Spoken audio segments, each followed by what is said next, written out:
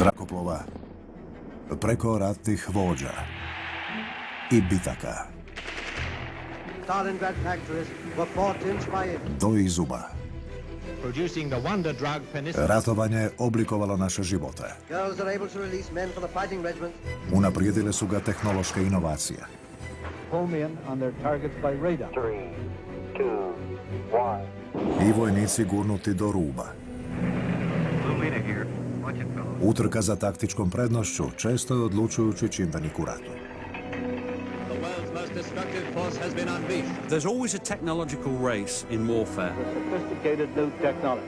Development of the first computers. Technology has massively changed the face of warfare in the 20th century. Ova serija prikazuje i rangira najpoznatija i najutjecajnija obilježja ratovanja, s inovacijama koje su promijenile pravila igre i obuzele ljudsku maštu, te u kritičnom trenutku promijenile odnos snaga. Ovo je top lista odlika modernog ratovanja.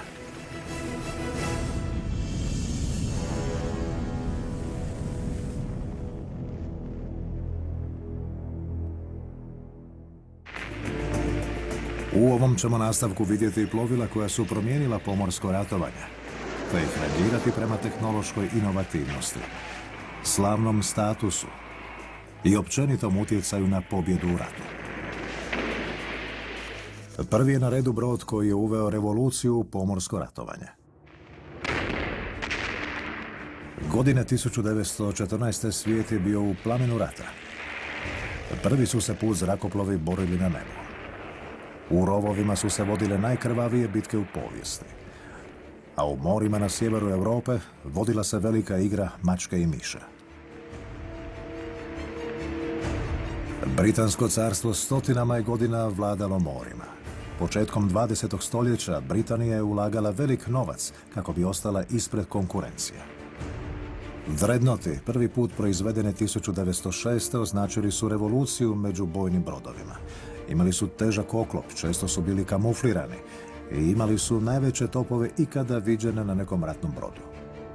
The Dreadnought was the epitome of British sea power in 1906. It was just the best battleship in the world. It was well armored, it was fast, it was strong, it was just the perfect battleship as conceived in 1906. No mornarička je tehnologija tako strelovito napredovala da je do 1912. Dreadnoughta nadmašio brod koji je na 10. mjestu na našoj ljestvici. Super Dreadnought.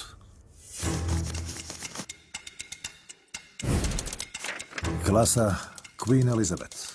Primarno naoružanje. 8 topova od 381 mm, 16 topova od 152 mm, 2 protuzračna topa, 4 torpedne cijevi.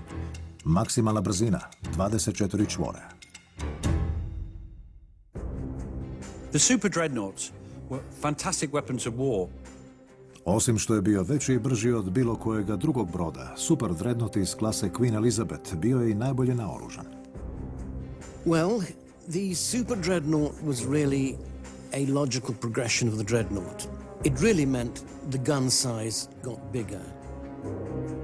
Dreadnought had 12-inch guns, as battleships had for 20 years, and the Super Dreadnought came along with 13.5, and then 15-inch guns, and of course later on 16-inch guns, and in a couple of cases 18-inch guns.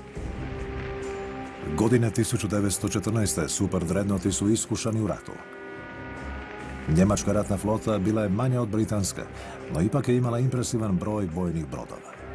Na početku rata dvije neprijateljske flote izbjegavale su izravan sukob. No to se promijenilo 31. svibnja 1916. Pomorska igra mačke i miša ipak je prerasla u izravan sukob. Njemačka se flota probila kroz britansku blokadu njemačkih luka i 40 brodova zaplovilo duž obale prema Norveškoj.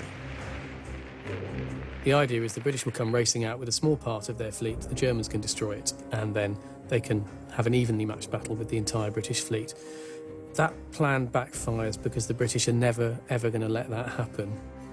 Britanci su angažirali svih 150 dostupnih brodova svoje velike flote i počela je bitka kod Jelanda.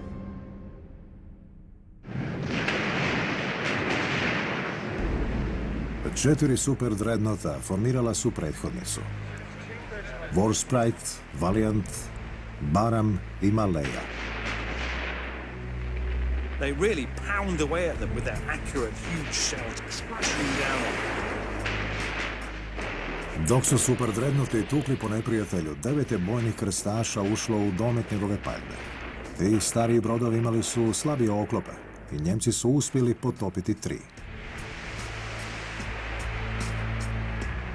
Kod bojnih krstaša oklop je žrtvovan u korist brzine i postali su ranjivi pred njemačkim napadom. This showed that speed would not be their armor. Speed wasn't armor. Armor was armor. The super dreadnoughts had speed and armor. That's what you wanted. Super dreadnoughti pokazali su se kao nepotopivi i veličanstveno su se borili kod Jelanda. Nevjerojatno, nakon 2 dana velikih borba i dalje nije bilo jasno tko je pobjednik. Sva su 4 super dreadnoughta preživjela. Britanija je ukupno izgubila 14 brodova i više od 6.000 vojnika. Njemačka je izgubila 11 brodova i oko 2.000 mornara. The German fleet that returned to port claimed victory but was a chastened fleet because they knew they'd got away with something. Germans sink more ships than we do. They kill more British sailors. But the reality of it is that war isn't a game. And you have to look at what they're trying to achieve. Did the Germans destroy a significant element of the British fleet? And the answer is no, they did not. We had ships back in harbour to replace every single ship we lost.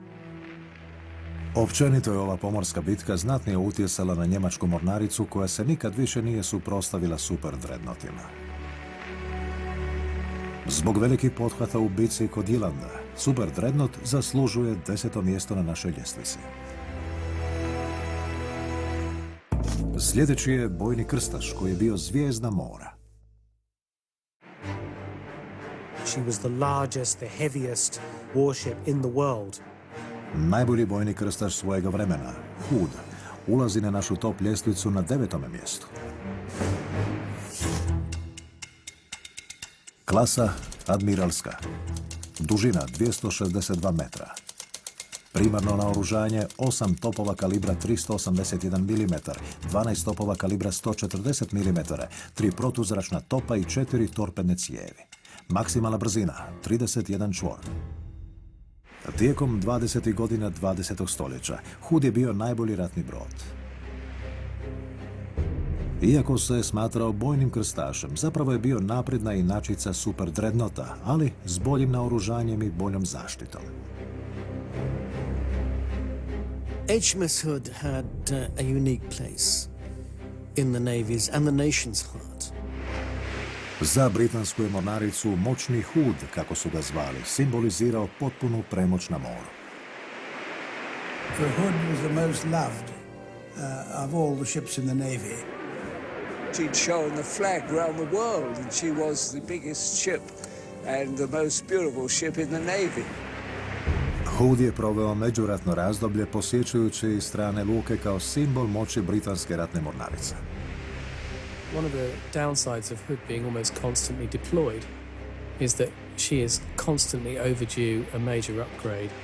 Hood needs a rebuild. She needs to go into dockyard hands for years to be rebuilt and brought up to speed, to be modernized.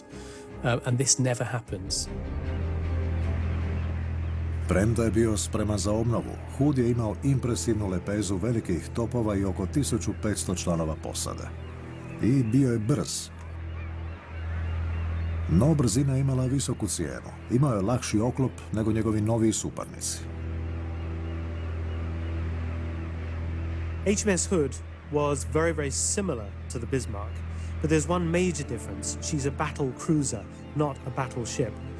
A battle cruiser sacrifices deck armor for speed.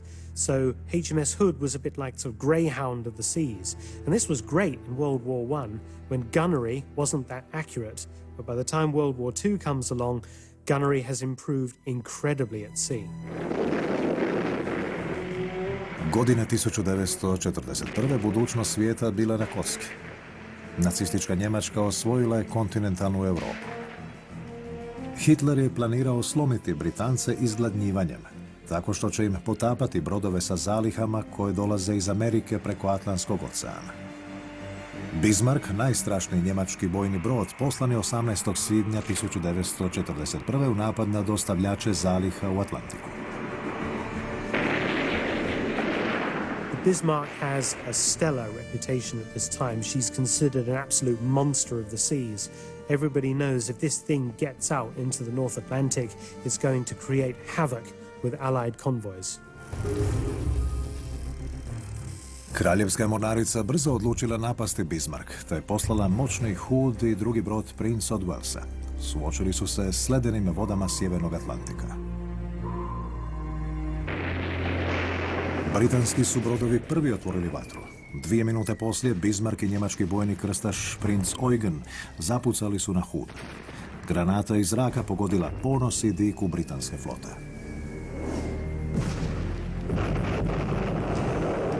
Hood je pogođen ondje gdje mu je oklop bio najslabiji i počeo je tonuti.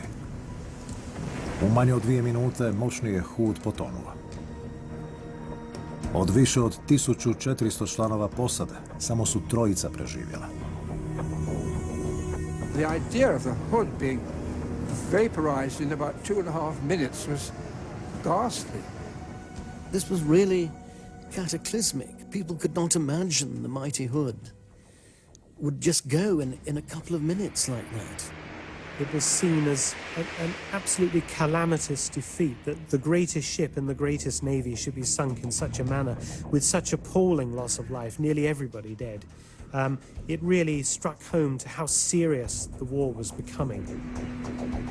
Hood je možda izdržao samo 8 minuta borbe, no u međuratnom razdoblju bio je najbolji ratni brod. I zbog toga je na 9. mjestu naše ljestvice.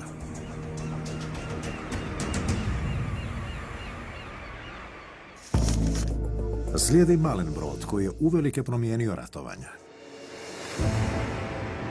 6. lipnja 1944. saveznici se približavaju normandijskim plažama, spremni za ključnu bitku Drugog svjetskog rata.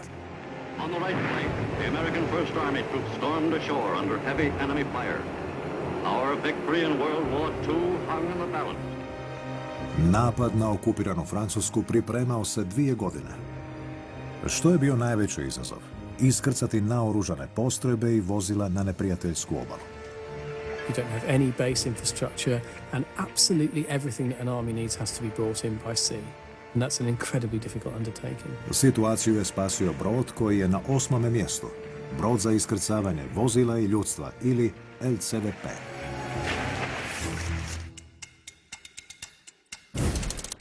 Nosivost 36 vojnika ili 3670 kg tereta.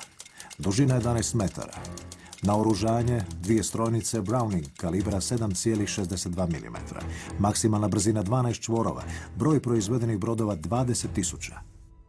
Landing craft were absolutely fundamental to D-Day. No landing craft, no D-Day, as simple as that. LCVP je poznati kao Higginsovo plovilo, nazvano prema svojem američkom izumitelju Andrew Higginsu. He develops these craft before the war, really for civilian uses. It's supposedly, according to legend, it's for running alcohol during the Prohibition era. But he interests the United States military, and he sells them on his design, which is the perfect infantry landing craft. Tijekom rata proizvedeno ih je više od 20.000, a istaknuto mjesto u povijesti stekao je upravo zbog presudne uloge u Normandiji. Zahvaljujući malenim dimenzijama, mogao je lako ući u plitke vode.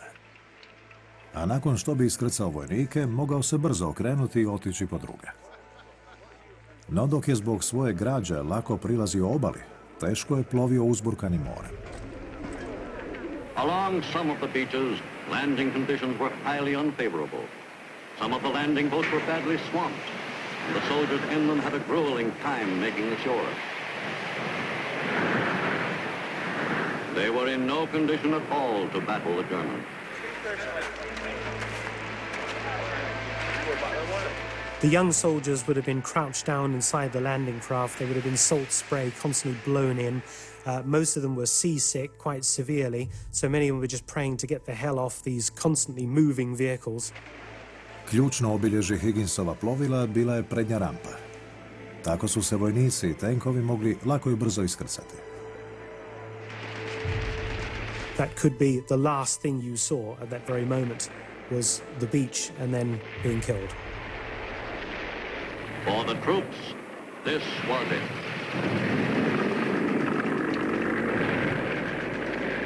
The most vulnerable point for the soldier as he storms ashore is that moment when he steps over the ramp onto the beach, because that ramp is a very obvious target for an enemy gunner. So you need to get them off the ship and into cover as soon as you can, and the landing craft is the perfect delivery vehicle for that. Iskrcavanje u Normandiji označilo je prekretnicu u ratu u kojem se do toga trenutka saveznička pobjeda činila nemogućom. The landing craft is one of those humble, unsung heroes, really. The outcome of the war so often turned on the Allies' ability to move a number of these really uncomfortable, really ugly ships around from one part of the world to the other to get the job done. It was a war winner. Zbog toga što je preokrenuo tijek rata u Normandiji, brod za iskrcavanje vozila i ljudstva na 8. je mjestu naše ljestvice. Sljedeća na top ljestvici je jedinstvena armada. U ljeto 1940. Hitlerove su snage harale sjeverom Europe. Francuska i britanska vojska udružile su se kako bi se obranile. No njemačka vojska protiv njih pokrenula munjevitu ofenzivu, Blitzkrieg. Against the odds, the Germans managed to cut a swathe not only through the French armies and the French defences, but also the Belgian and Dutch defences to the north. The British were caught in an encirclement, and there was no alternative but to retreat. Saveznička vojska opkoljena i bojala se pada u zarobljeništvo u Dunkerku u Francuskoj. The place they retreated to was Dunkirk, a small port comparatively on the Channel coast, and suddenly the British were faced with trying to evacuate as many British and French and Allied troops as they possibly could in as quick a period as possible from Dunkirk. Bila je to nemoguća situacija. Ratni su brodovi bili preveliki da bi doplovili do plitkih plaža. BBC je 14. svibnja 1940. objavio naredbu ratne mornarice da se svi vlasnici privatnih brodova dužine do 30 metara jave mornarici. Na 7. mjestu su na našoj listi maleni brodovi u Dunkerku. Broj malenih brodova više od 700. Dužina najmanjega broda 4,5 metra. Dužina najvećega broda 30 metara. Ukupan broj spašenih vojnika 330.000. Out of the fog and the mist shrouding the channel came a strange armada of navy craft, fishing boats, pleasure yachts, anything that would float. The collection of little ships, as they're called, was really remarkable. A huge array of all kinds of craft. Small craft, pleasure craft, motor launches, motor cruisers, Thames barges, all these kind of small ships to assist the Navy to pull the troops off the beaches. And incredibly quickly, an armada of these little ships is improvised, organised and sent across to Dunkirk, often with their civilian crews still in charge. Bila je to najveća evakuacija u vojnoj povijesti. On the horizon we see Dunkirk, the last stand of the most heroic rearguard action ever fought.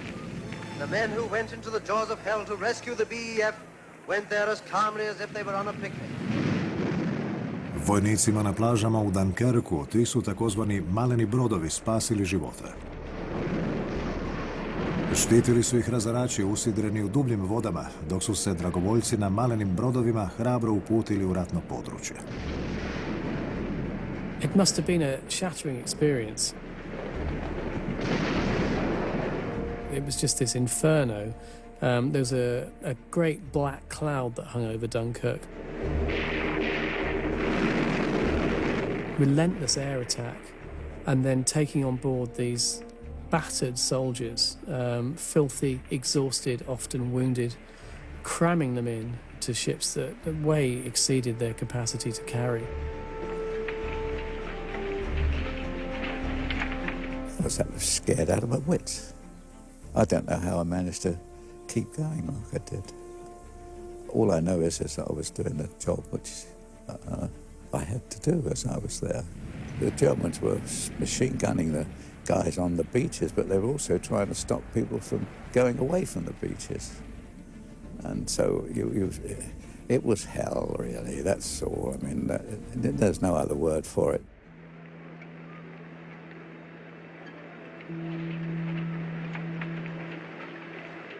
Na svaku sedmoricu spašenih vojnika jedan je izgubljen. No ukupno je spašeno više od 330.000 vojnika.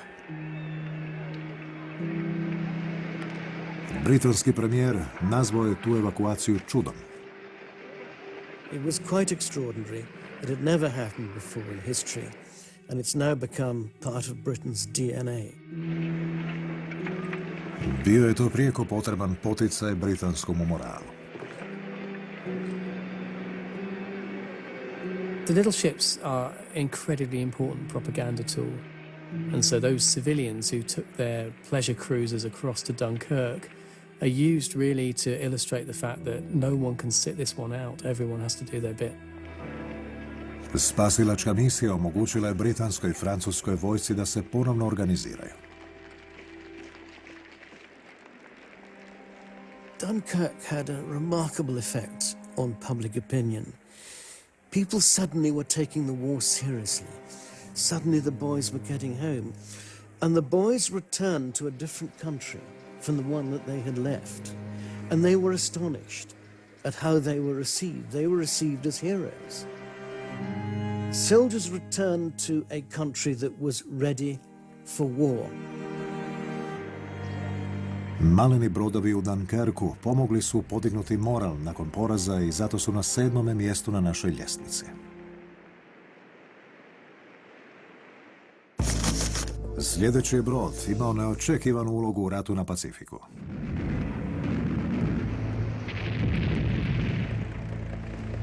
Početkom 20. stoljeća zrakoplovstvo se vinulo u nove visine i nevjerojatna strateška inovativnost spojila je zračne snage s onima na moru.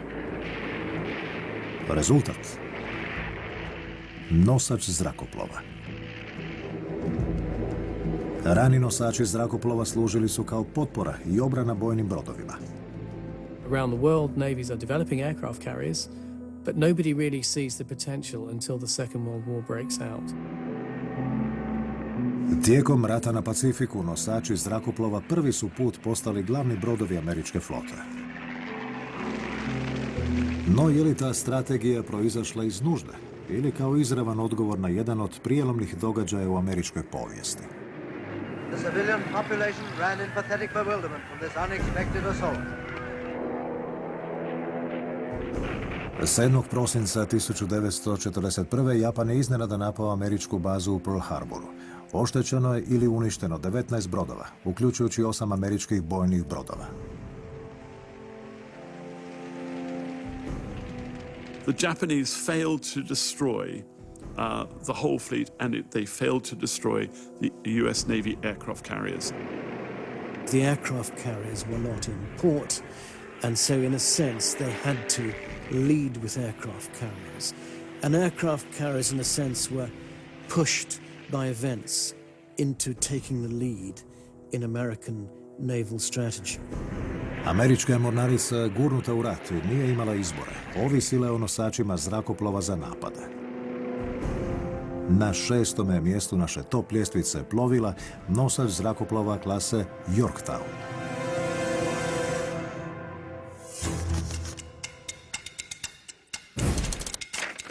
Brodovi u klasi Yorktown, Enterprise i Hornet. Zračne snage 90 zrakoplova. Maksimalna brzina 33 čvora.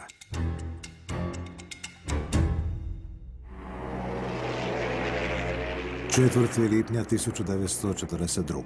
Otok Midway, Tihi ocean. Počela je odlučujuća bitka u ratu na Pacifiku. Tijekom sljedeća 4 dana borbu su predvodila 3 američka nosača zrakoplova klase Yorktown. Yorktown, Enterprise i Hornet. The ships of the Yorktown class are the backbone of the US fleet. These are the US Navy's pre-war built, purpose-built aircraft carriers. And these three ships are holding the line against the Japanese Navy. No Japanci su brzo odgovorili na napad. Skies alive with enemy planes and American bullets and shells, and here's where they meet. The drama is extraordinary. You have two fleets that don't see each other, sending aircraft across hundreds of miles to attack each other. Japanci su imali 4 nosača zrakoplova i pogrešno su vjerovali da Amerikanci imaju samo 2. The turning point comes when, to the horror of the Japanese senior commanders on the Admiral's Bridge, they suddenly realize that the Americans have not 2 but 3 aircraft carriers. This third carrier, the Yorktown, which they thought was well out of the picture, suddenly appears over the horizon, fully laden down with torpedo planes and bombers, ready to take on the Japanese. This tips the balance. Do posljednjeg dana bitke kod Midwaya, Japan je izgubio 4 nosača zrakoplova, krstaricu i 292 zrakoplova.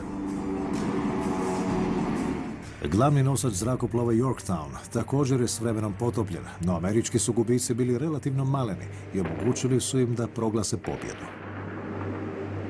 Što je bio ključ njihova uspjeha? Strateška upotreba nosača zrakoplova.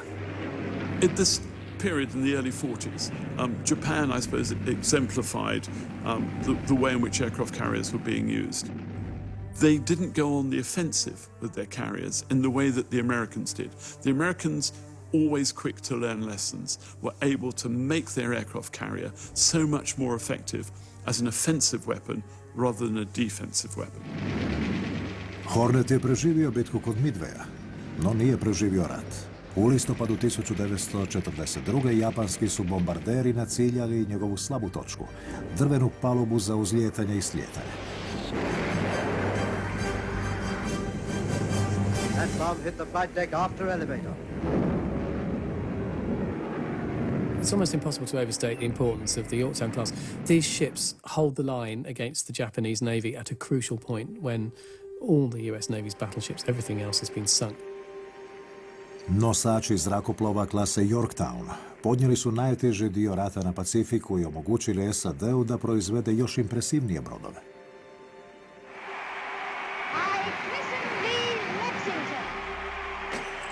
Klasu Yorktown naslijedio je najubojitiji i najveći ratni brod u povijesti, Lexington.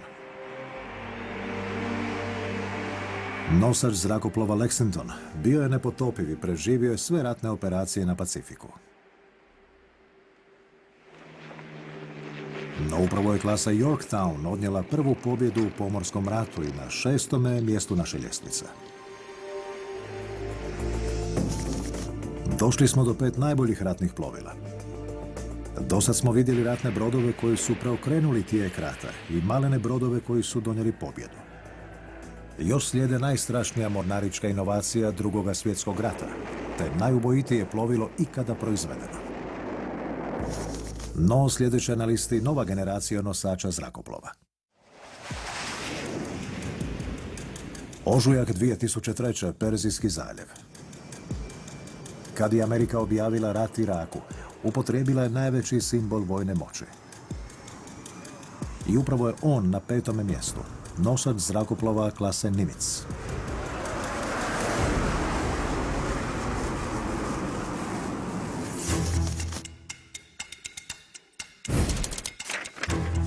Broj nosača u klasi 10. Naoružanje, mnogo protuzračnih i protuoružnih sustava te rakete površina zrak. Brodska i zračna posada, više od 6.000 vojnika. Klasa Nimitz nosača zrakoplova na nuklearni pogon, najveća je u povijesti. Svaki Nimitz ima palubu za uzlijetanje i slijetanje, veličine 4 nogometna terena. These are cities in motion, and they have one job and one job only, and that's to project power, and that they do better than anything else that's out there on the seas. Ova superstruktura nalik na otok prevozi 6.000 članova posade. i zrakoplovne jedinice koje su brojnije od cjelokupnih zračnih snaga mnogih država.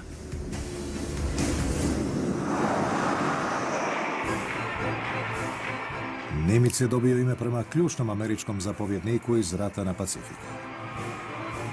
If you're going to have the most powerful ship in the world, as the Nimitz was when she was first launched, then you're going to actually name that after probably your most successful admiral. And Chester Nimitz was that man. He was the architect of America's victory in the Pacific War. Admiral Nimitz, Commander-in-Chief, U.S. Pacific Fleet, decorated several officers who had distinguished themselves in this crashing naval victory. Quite rightly, America names its most powerful warship after him. Nimitz je proizveden 1972. a pokreću ga 2 nuklearna reaktora, što mu osigurava gotovo neograničen domet. Kao jedno od najvrijednijih blaga mornarice, vodi sa sobom veliku skupinu pratećih plovila kamo god pođe. You then have to protect that carrier, so you need large carrier battle groups with attack submarines, anti-submarine destroyers, air defense Aegis destroyers and cruisers. It's a phenomenally expensive and demanding undertaking. That is the reason why only the US can really do it properly. Anyone who's stood on the deck of an American carrier will know that it's very difficult to do anything because you're being assaulted by noise and light and vibration. It's the whole effect of it. There's a choreography going on. There's a ballet of people moving aeroplanes around, of launching them. It is the most dangerous place in the world. It's also the most awe-inspiring place in the world. Danas Amerika na raspolaganju ima 10 nosača klase Nimitz. Svaki je jednako moćan kao glavni brod. I upravo ta nevjerojatna plutajuća vojna baza uplovljava na 5. mjesto naše ljestvice. Sljedeće je plovilo koje je podiglo ratovanje na posve novu razinu. Tijekom hladnog rata glavna je svrha podmornice bila nositi dovoljno naoružanja koje može razoriti cijelu državu. SAD i Sovjetski savez utrkivali su se u kreiranju najopasnijeg ubojitog stroja. Amerikanci su 1989. proizveli nuklearnu podmornicu koja može izbaciti sve ostale iz vode. Na 4. mjestu na našoj top ljestvici plovila američki Seawolf.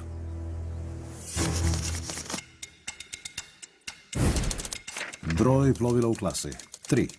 Brzina na površini 18 čvorova. Brzina ispod površine 35 čvorova. Tipično naoružanje 8 torpednih cijevi od 762 mm s 50 torpeda ili 100 protubrodskih mina. The Seawolf is arguably the quietest, most lethal, most advanced attack submarine the West has ever built. Seawolf je dizajniran kao najveći morski pas ubojica. Naoružan je navođenim projektilima Tomahawk i može pogoditi neprijateljske mete s 2500 km udaljenosti.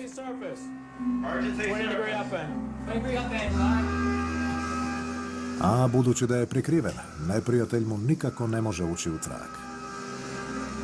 It also has fantastic sensors. So what that allows you to do in a modern context is get close in to enemy installations like harbors, coastlines, and then sit at shallow depth without being detected, gathering electronic information, intelligence, whole raft of things.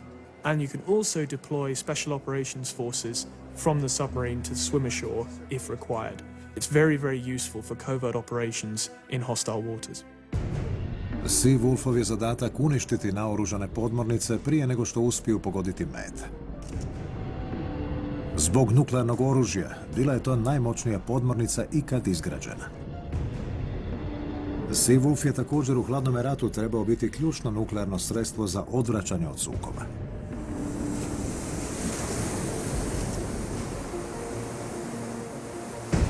No, dok je Seawolf u 90-ima dovršen, hladni rat već je bio završio. One could say it missed the Cold War, which it largely did, but given the revival of tensions between the US, Russia and China over a whole raft of issues, the Seawolf, I'm sure, will certainly be giving very useful service, despite the fact that it was designed for a Cold War mission set. Sea Wolf i danas patrolira morima i ulazi na 4. mjesto naše ljestvice.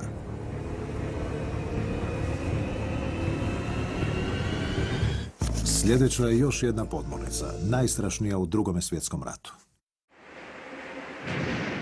Nakon što su u Prvom svjetskom ratu njemački ratni brodovi poraženi, Njemačka se okrenula drugom tipu plovila kako bi ojačala svoju mornaricu. The Germans realized they could never achieve naval parity with surface warships against the Royal Navy, but they could really make great inroads into our capacity to defend ourselves through the use of submarines. So that is why the Germans lead the world in submarine technology at this time.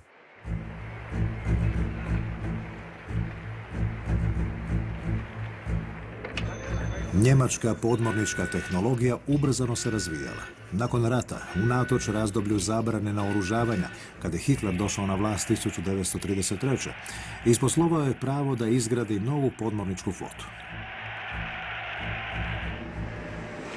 A to je otvorilo put za plovilo na 3. mjestu naše liste. Njemački U-bot.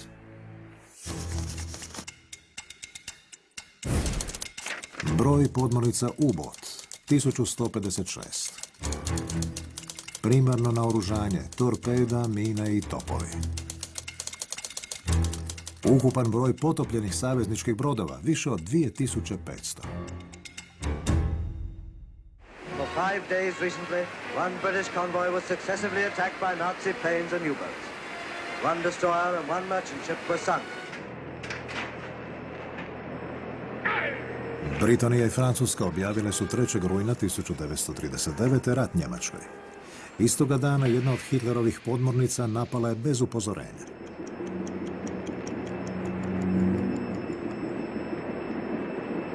A U-boat pops up, slams some torpedoes straight into an unescorted British merchant ship. A very, very important ship that would have played a very important role in Britain's war as a troop ship. This is an enormous slap in the face for the British Admiralty and for Britain as a whole. Njemačka je planirala slomiti Britance izgladnjivanjem i glavna su meta podmornica ubrzo postali trgovački, a ne bojni brodovi. Tu je strategiju osmislio Hitlerov najdraži zapovjednik, admiral Karl Dönitz. Dönitz's great idea is the wolf pack tactic, the Rudel pack tactic. The idea being that instead of having U-boats operating by themselves at sea and perhaps sinking 1 or 2 ships in a convoy, why not have one U-boat find a convoy, tell all the other U-boats in the region where it is, and then slowly gather over a few days, maybe up to 15 U-boats together, and then you could absolutely slaughter a convoy, go in, sink absolutely everything. Ta im je taktika omogućila da potope više od 2000 savezničkih brodova tijekom rata. No od svih podmornica u njemačkoj mornarici, jedan ih je U-bot sve nadmašio, U-48.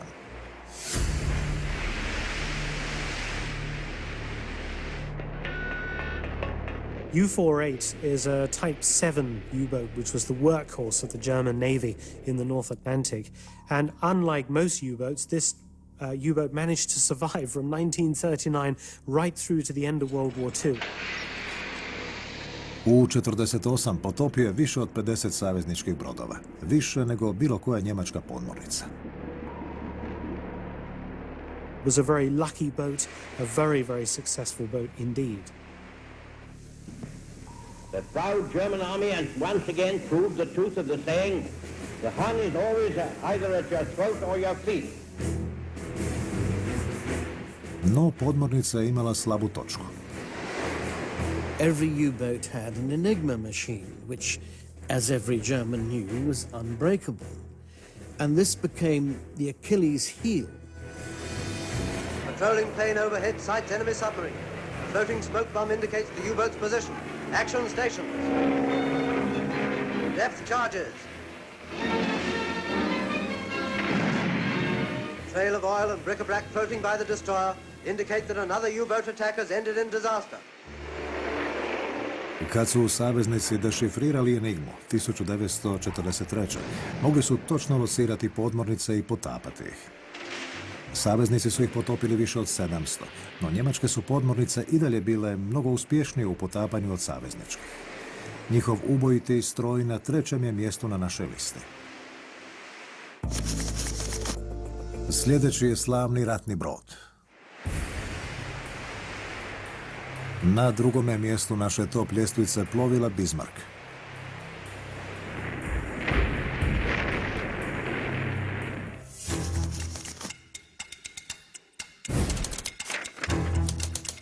Klasa Bismarck.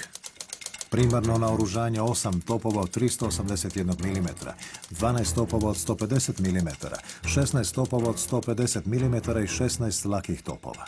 Maksimalna brzina 30 čvorova.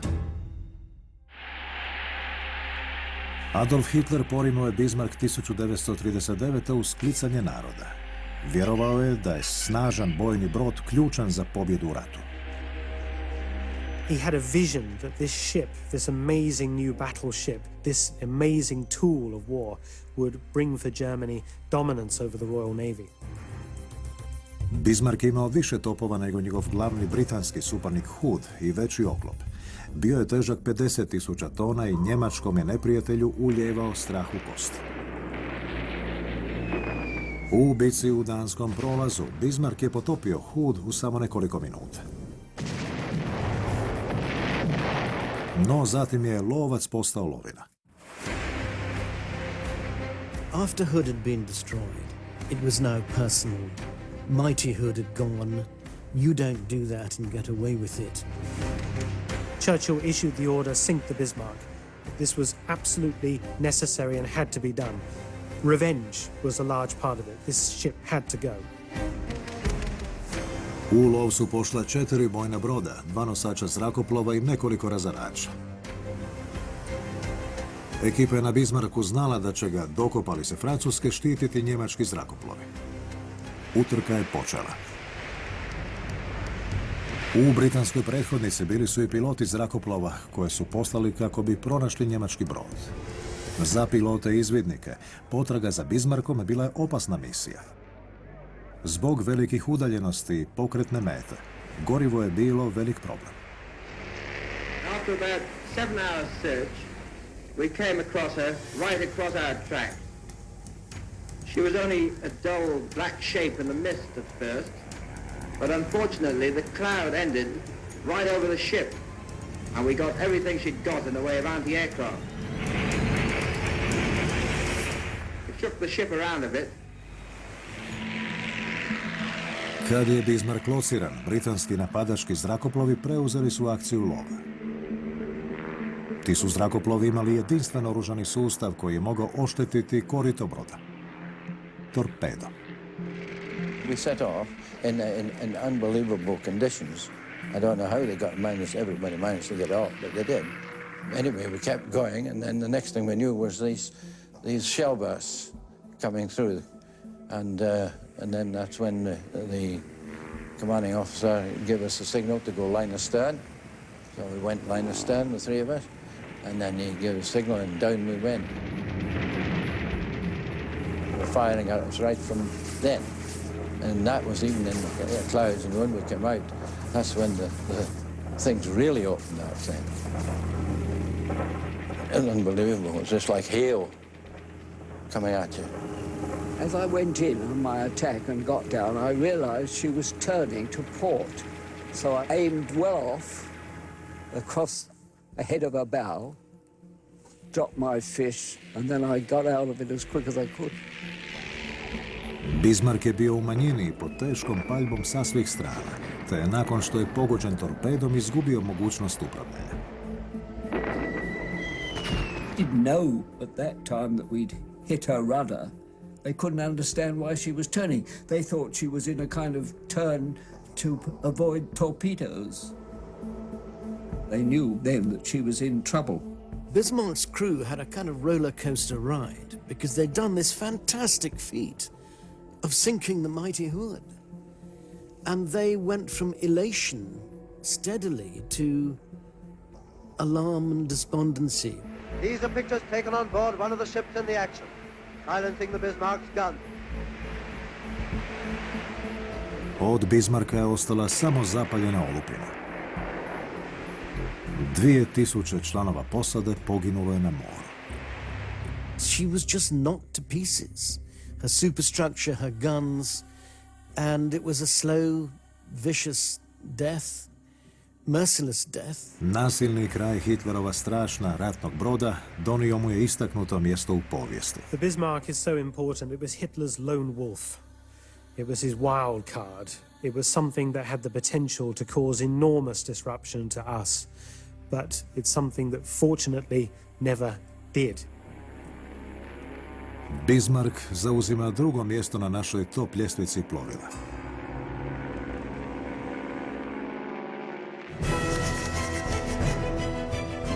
Na 10. mjestu naše ljestvice Super Dreadnought. Na 9. moćni Hood. Zatim je na 8. brod za iskrcavanje vozila i ljudstva.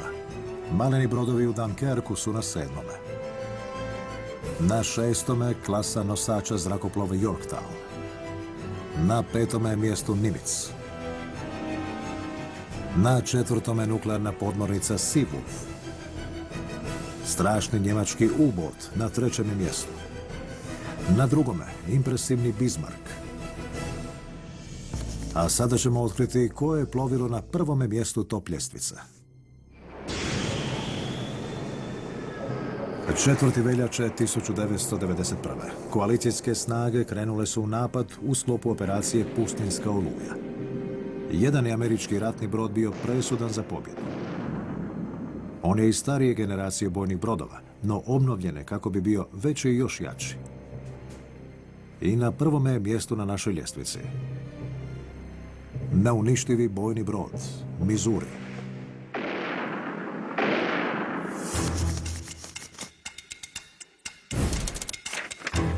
Klasa. Bojni brod klase Iowa. Primarno naoružanje, 21 teški top, 8 raketa Tomahawk, 4 rakete Harpoon, 4 topa Phalanx i 8 raketnih bacača. Maksimalna brzina 33 čvora. The USS Missouri is unquestionably one of the mightiest battleships that's ever been built. Missouri je bio jedan od 4 ratnih brodova klase Iowa koji su porinuti tijekom Drugog svjetskog rata. Name Missouri, 45,000 tons of fighting ship, completed like all American ships ahead of schedule. The Iowa-class battleships, like the USS Missouri, are built right at the end of the Second World War, and they're almost the super dreadnoughts, really. The Missouri is an extraordinary ship for its longevity, for its firepower, for its speed. You know, 33 knots it can do. I mean, that's fast even by kind of 1990 standards. Svi su se brodovi klase Iowa borili u ratu na Pacifiku, no nijedan nije bio slavniji od Missourija. Štitio je s mora marince koji su se iskrcali na Iwo Jimu. Gađao je neprijateljske položaje. A u posljednjim danima rata posada Missourija gledala je kako se stvara povijest. On the great battleship Missouri, the stage is set for the final act of Japanese surrender. The Japanese envoys arrive. Foreign Minister Shigemitsu, who lost a leg in a Shanghai air raid, hobbles on board. He will sign on behalf of his emperor. Nakon savezničke pobjede 1945. 5 godina poslije, Missouri je ponovno poslan u rat. Ovaj put u Koreju.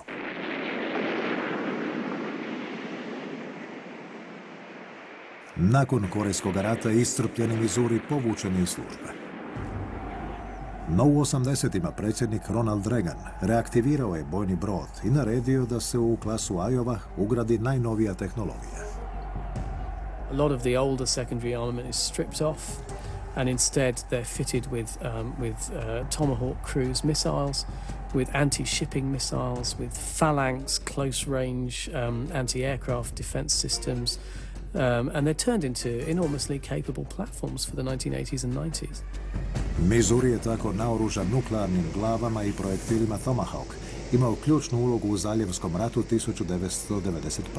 The Missouri is an extraordinary ship, incredible battleship, one of enormous longevity, iconic part in history, and is unquestionably deserving of its place in the top 10 battleships ever built.